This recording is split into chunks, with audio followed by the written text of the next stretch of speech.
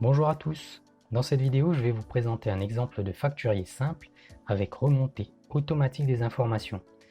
Donc le but étant de vous montrer ce qu'il est possible de faire uniquement avec des formules.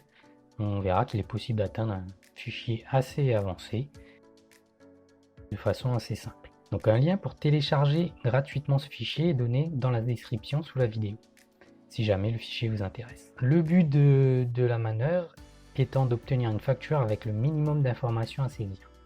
Donc ce fichier est composé de 5 onglets. On va les parcourir rapidement un à un.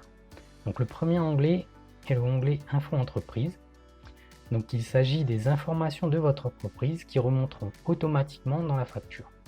Donc nous avons donc le nom, l'adresse, le code postal à saisir ou sélectionner dans le menu déroulant. Donc lorsque vous le saisissez, on va faire un exemple. Hop, la ville remonte en automatique dans la liste déroulante d'en dessous. Donc, dans une prochaine vidéo, je vous livrerai une astuce pour apprendre à mettre en place des listes déroulantes interconnectées, comme pour ce champ code postal et ce champ ville. Ensuite, on a la case téléphone, le numéro de SIRET. Ensuite, si c'est applicable pour vous, le numéro de TVA, le numéro au répertoire des métiers si vous êtes un artisan, si l'entreprise est une société, sa forme juridique, et le montant du capital social. Donc si vous êtes exonéré de TVA, il va falloir l'indiquer. Donc si par exemple vous êtes une micro-entreprise. Ensuite, il va falloir indiquer les moyens de règlement que vous acceptez, à qui adresser les chèques, et vos informations bancaires pour les paiements par virement. Donc à noter que toutes ces infos doivent obligatoirement figurer sur les factures en France. Donc une fois que vous avez rempli cet onglet, vous pouvez passer à l'onglet suivant, l'onglet base client, qui constitue donc votre base de données client. Donc on retrouve donc dans cet onglet le numéro client, le type si c'est un particulier ou un professionnel, le nom de votre client et ses coordonnées. Donc à noter que cet onglet est protégé de façon à ne pouvoir modifier que les cases qui nous intéressent. Donc, pour enlever la protection, c'est simple, vous faites un clic droit sur base client et vous cliquez sur ôter la protection de la feuille. Il n'y a pas de mot de passe. Comme ça, vous pouvez faire les modifications qui vous plaisent dans le fichier. Donc on va faire un exemple, on va rajouter un client, le client test 5, on va dire que c'est un professionnel. Donc les numéros s'incrémentent automatiquement. Il va vous falloir renseigner son adresse, un code postal sur le même modèle qu'on a vu tout à l'heure, dans l'onglet Info Entreprise. La ville remonte en automatique. Et voilà, vous avez renseigné votre client. Donc ensuite, il y a l'onglet Base Produit, l'onglet qui regroupe la base de données de tous vos produits, qui fonctionne sur le même principe que l'onglet Base Client. On aura une référence produit qui s'incrémente automatiquement, une description, un prix de vente à renseigner, le montant de la TVA si c'est applicable pour vous, et le prix de vente, lui, sera déduit automatiquement en fonction des informations que je vous aurais mis avant. Donc on va faire un exemple, on va rajouter un produit, le produit test 5, on va mettre un produit à 35 € avec 20% de TVA et le prix de vente hors taxe se met à jour automatiquement. Ensuite, on a l'onglet base service.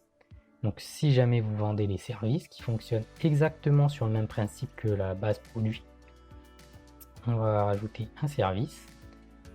On va mettre un service à 60 € avec 20% de TVA et le prix de vente se met à jour automatiquement. Voilà. Et enfin, on a l'onglet facture avec beaucoup d'infos qui remontent en automatique. Donc la date se met à jour automatiquement. Le numéro de facture est à renseigner par vos soins en fonction de votre système de codification. Ici, nous avons fait simple, c'est la première facture, on a mis F00001. Donc, le nom de votre société et vos coordonnées remontent en automatique en fonction de ce que vous avez renseigné dans l'onglet Info Entreprise. Vous pouvez ou non modifier votre logo.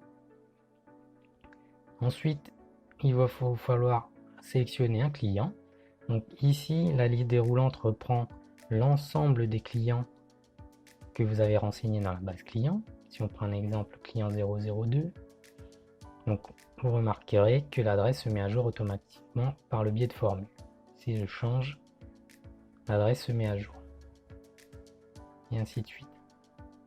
Ensuite, il y a le bloc qui concerne votre facture avec ce que vous facturez, les éléments que vous avez facturés.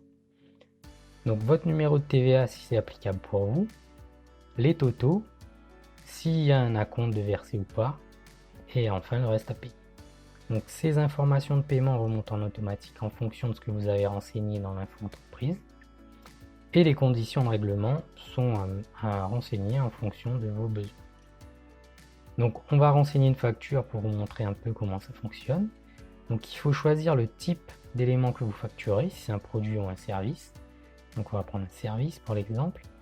Lorsque vous sélectionnez service, la colonne d'à côté se met à jour avec uniquement les services. Et ensuite, les infos remontent tout seul. Vous pouvez lui affecter une remise. Il va falloir indiquer une quantité. On va mettre quantité 1. Le total se met à jour tout seul. La TVA en fonction de ce que vous avez renseigné dans la base service. Et le total TTC se met à jour tout seul. On va rajouter un produit, par exemple, le produit 3. On va lui affecter 50% de remise, par exemple, on est généreux. En quantité 1. Et voilà, donc la remise est bien appliquée. Enfin, vous avez les totaux qui se mettent à jour tout seul. Si jamais un acompte a été versé, vous devez le renseigner ici. Par exemple 20 €. Et voilà, le reste à payer se met à jour tout seul. Voilà pour ce facturier simple sans macro qui s'adapte à beaucoup de situations. Donc le but était de vous montrer ce qu'il est possible de faire uniquement avec des formules. Dans une prochaine vidéo, nous verrons ce qu'il est possible de réaliser en utilisant des macros. Nous verrons qu'il est possible d'aller beaucoup plus loin.